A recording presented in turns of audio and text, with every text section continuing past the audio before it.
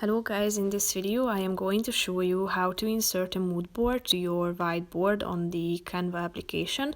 But first I just want to mention, don't forget to subscribe to my channel because at 10,000 subscribers I am going to show you my whole YouTube revenue statistics and growth strategy, how to make money online. So let's jump into it. First of all, open the app on your phone. After that, select the whiteboard you would like to use.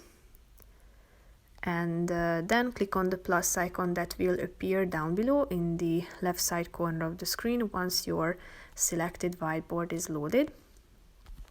So tap on the plus icon, then you should click on templates and mood board at the top. Here you can find all of the available mood boards. If you want to, you can also choose from these subcategories at the top, such as mood board, vision board, color palette, and so on.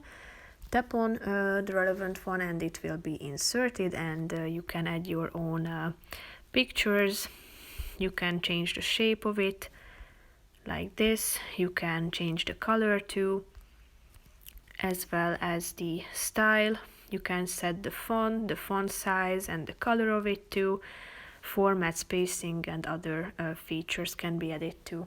So that's pretty much it for this video, guys. See you in the next one. Bye bye.